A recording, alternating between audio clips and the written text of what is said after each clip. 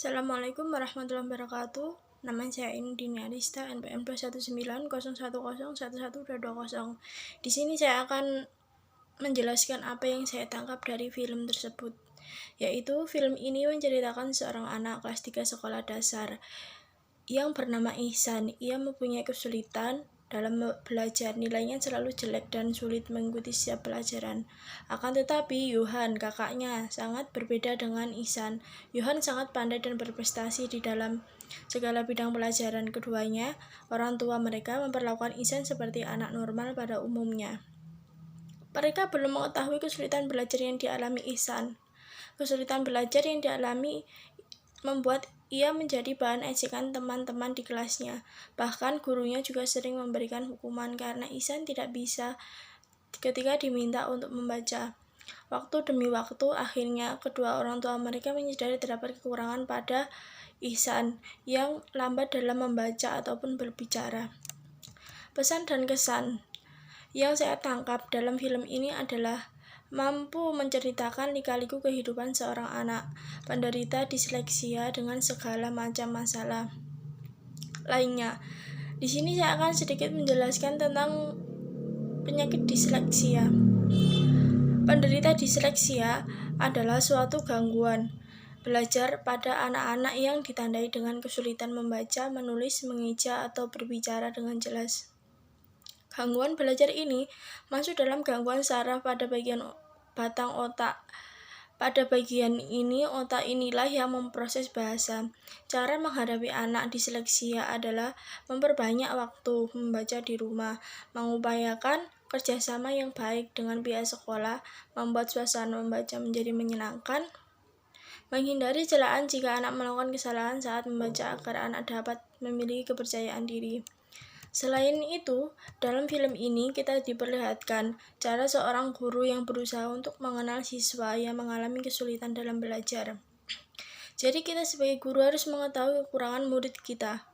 Film ini menguatkan bahwa tidak ada anak yang bodoh, yang ada hanyalah perbedaan dalam bidang kemampuan mereka. Kesesuaian cara belajar dan ketekunan. Seorang anak itu tidak akan bisa tumbuh secara bersamaan karena mereka mempunyai kekurangan dan kelebihan masing dalam diri mereka. Seperti contoh, anak A yang pandai berhitung mungkin berbakat dalam bidang olahraga. Sebaliknya, anak B yang tidak berbakat di bidang olahraga mungkin mempunyai bakat istimewa di bidang menulis. Jadi intinya, setiap anak memiliki kecerdasan dan keunikan masing-masing. Jadi semua proses itu melalui proses yang berbeda. Setiap pertumbuhan anak itu mempunyai proses yang berbeda. Ada yang cepat menangkap, ada yang sulit untuk menangkap. Jadi tidak boleh disamakan untuk pertumbuhan anak pada usia dini. Kita sebagai guru ataupun orang tua juga harus memperhatikan secara intens bagaimana perkembangan anak kita. Apakah dia bisa mengerti, apakah dia tidak bisa. Kalaupun dia tidak bisa, kita harus ekstra untuk mempelajarinya supaya tidak ketinggalan dengan teman-temannya. Pesan dan kesan untuk orang tua. 1. Setiap anak memiliki kemampuan dan bakat yang berbeda. Nah, di sini juga dijelaskan setiap anak mempunyai bakat yang berbeda. Jangan paksa anak untuk mencapai ambisi orang tua di luar kemampuannya. Ketika kita menekan anak tersebut tidak akan pandai dan itu akan menjadi masalah psikis bagi anak tersebut karena anak tersebut dibayangi beban-beban orang tua yang menuntut dia untuk belajar lebih giat dan harus berprestasi. Padahal anak tersebut mempunyai kekurangan yang tidak diketahui oleh orang tuanya. 2. Orang tua harus tahu kondisi perkembangan anak dan biarkan ia menjadi dirinya sendiri sesuai bakat alaminya. Jadi kalau anak tersebut mempunyai bakat di bidang olahraga ya, jadi kita sebagai orang tua harus mendukung, harus mensupport, yaitu dengan cara kita memberi dorongan untuk di bakat olahraga tersebut biar berkembang dan anak tersebut suka dengan apa yang disukainya. Jangan dipaksa. Jadi anak kita suka olahraga tetapi kita memaksa untuk matematika, itu tidak akan baik bagi anak. 3. Jadikan penilaian orang lain pada patokan, apalagi membanding-bandingkan anak. Ini dilarang keras karena setiap anak itu tumbuhnya berbeda, jadi kita tidak boleh membandingkan anak satu dengan anak yang lainnya. 4, yaitu gali kreativitasnya untuk menerapkan metode belajar sambil bermain, sebab dunia anak penuh dengan permainan bukan tekanan.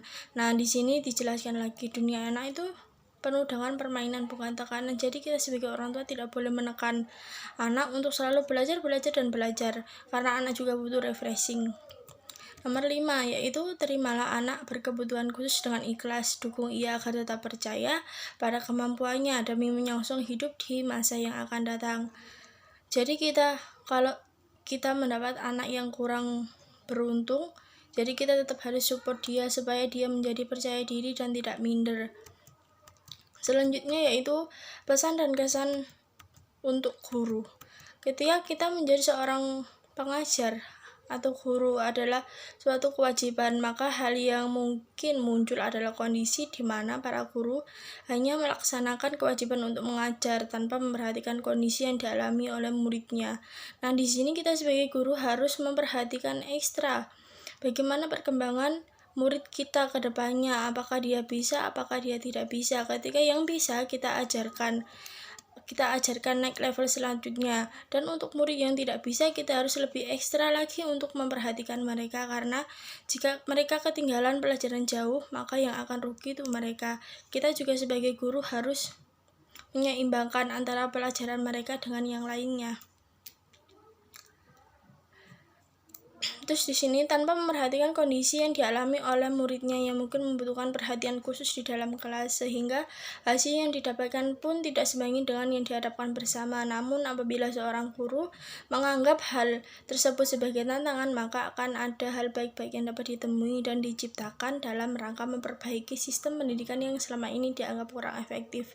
Jadi kita sebagai guru itu tidak hanya untuk mengajar. Kalau habis mengajar ya sudah, biarkan, itu tidak baik bagi seorang murid, karena kita harus tahu karakteristik murid bagaimana, perkembangan murid bagaimana, apakah selama ini dia berkembang dengan baik, apakah dia terdapat kendala ataupun tidak ada kendala. Maka kalau ada kendala kita selesaikan bersama murid yang terdapat kendala untuk mempelajari pelajaran kita, sehingga anak tersebut tidak akan ketinggalan apa yang kita sampaikan selama ini. Kita sebagai guru harus sebagai pengganti orang tua di rumah. Jadi kalau kita mengajar, kita umpamakan kita adalah sebagai orang tua mereka, jadi anak itu akan nyaman belajar dengan kita. Guru juga bisa sebagai teman, juga bisa sebagai curhat. Jadi anak-anak nyaman dan mereka itu akan memproses pelajaran kita dengan baik, tidak ada tekanan. Berikut tadi paparan analisis dari saya. Mohon maaf bila ada salah kata. Saya akhiri. Wassalamualaikum warahmatullahi wabarakatuh.